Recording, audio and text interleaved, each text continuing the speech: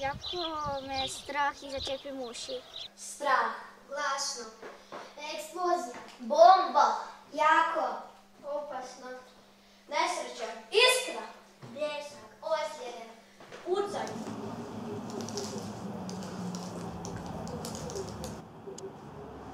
Idemo u šetnju. Ide Bostan u šetnju. Dođe, Bostane. Dođe.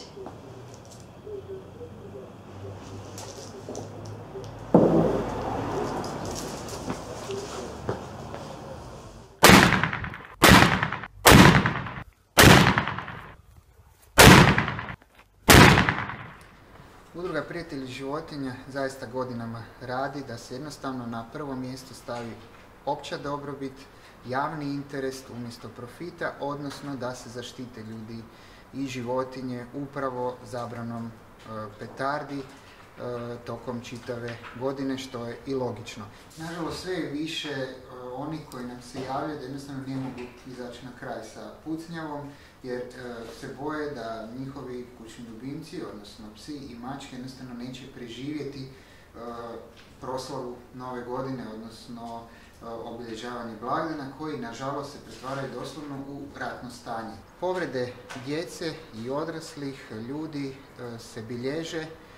Nažalost, što se tiče životinja, takvih zabilješka gotovo niti nema. Jednostavno, mnogi građani niti ne prijavljuju ili zapravo nemaju ni kome, s obzirom da nema zakona koji će ih na taj način zaštititi.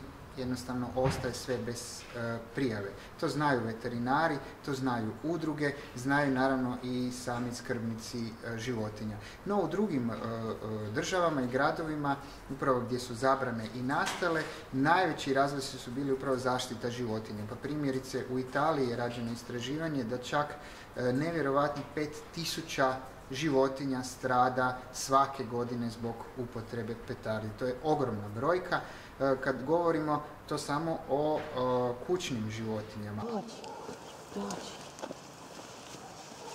Neće više pucat, nemoj se bojati. Neće. Ekološki dio također ne treba zaboraviti. Evo jedan podatak da samo eksploziju u jednoj noći naprave tolike štete okolišu koliko i gradski promet u 2 puna mjeseca. Dakle, vidimo što sve nastane iza samih eksplozija, ali treba i imati na umu da u Hrvatsku uđe šleperi petardi. Govorimo o desecima tona petardi i to su nevjerojatne količine eksplozivnog sredstva koje naravno svaka od njih eksplodira u Hrvatskoj, svaka od njih nekog uznemiri, nekom napravi štetu, nekog i ozlijedi u mnogo slučajeva, a onda na kraju to i ostane u našem okolišu, po našim parkovima, po našem zraku, u tlu, u vodi.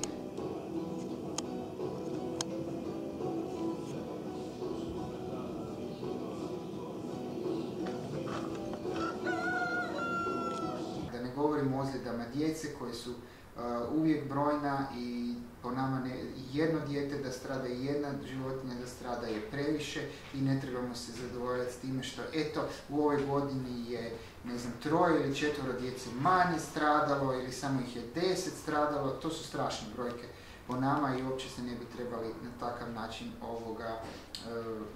razgovarati sa takvim informacijama, jer jedno dijete bez vida ili bez prstiju je zaista jedna tragedija. Isto tako kad netko izgubi psa u novogodišnjoj noći i obitelj umjesto proslave ima zapravo mrtvog člana obitelji, mislim da to samo se može nazvati tragedijom koju jednostavno moramo spriječiti. Poznaješ li nekoga tko se ozlijedio petardama? Poznajem jednog dečka koji se opekao.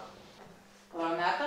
Meni je jednog baka pričala da si je jedan striček dok je pucao s petardama da mu je razneslo prst. Znam jednog dečka koji je ostao bez 2 prsta.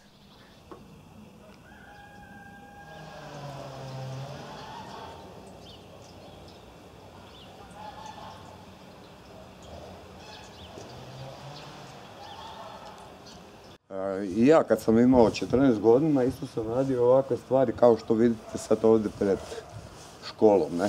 Ali, međutim, meni se to dogodilo u crkvi na sam Božić. Ne znajući kad je petarda, ja sam upalio u crkvi ispod tornja, nisam mu mogli ugasiti. Uspio sam mu izbaciti van, ali kak sam mu bacao van, eksplodirala mi u ruci. Skoro da sam ostao bez ruke. Tako da bi svakom savjetovao da se ne igra sa takvim opasnim stvarima, jer ne zna se kad se može dogoditi nikad. Nisam znao 1-3 dana za svoje prste uopće, nisam znao jer su mi bili toliko utrnuti, toliko su bili otpečeni, jer mi je u biti u ruci eksplodirala petarda, ne? Istražujući za potrebe snimanja ovog filma, saznala sam za 4 mladića iz naše okolice koji su se u posljednje 4 godine ozlijedili petardama. 3 mladića zadobili su teške ozljede prstiju, a kod jednog mladića problem je guma. Nakon što mu je petarda pukla u šaci, on je počeo mucati, ali pred kamere nitko od njih nije želio. Najviše ozlijeđenih je bilo 2014. godine, gdje smo imali 63 ozlijeđenih osoba. Imali smo i na području naše policijske uprave, ali nisu samo djeca tu u pitanju. Dosta odraslih se upušta u korištenje tih pirotehničkih sredstava.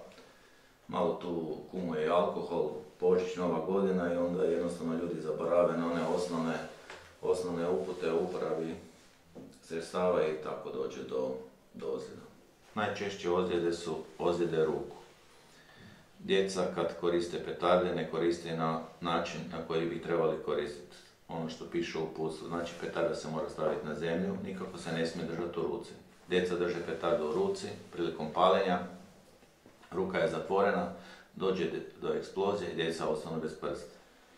Kod ozljeda petardi, vraćamo se opet na početak, djeca su tu koja eksperimentiraju, nekoliko petardi zalijepe u skup da pojačaju detonaciju, pa se tu dolazi čak i do delaboriranja, znači otvaranja petardi, pa se ta eksplozivna materija isipava, pa se stavlja u neke flaše, pa različiti tu kombinacije ima, ali sve te kombinacije, sva ta igra dovodi na kraju do ozljeda. Sličan je slučaj jednog mladića koji je ipak pristao razgovarati s nama, ali pod svojim uvjetima. Pa, bil sam doma, nekaj smo se zezali i tak, i radio sam jednu cijev na koju sam nabijao barut i ostao mi je kuhača u kuhinji, u kući, a ja sam otišao van sa kojom sam nabijao barut i kad sam stigao van, našao sam jednu improviziranu šipku metalnu i kad sam ja to nabijao, tad mi je iskra iz metala u metal se kresnuo i odnese pol palca. Pa nisam u početku biti niti svjestan, jer mi je bio mrak pred očima i sve mi je zvonilo i kad sam se nakon par sekundi progledao i to pogledao, je sve u redu, a baš i nije bilo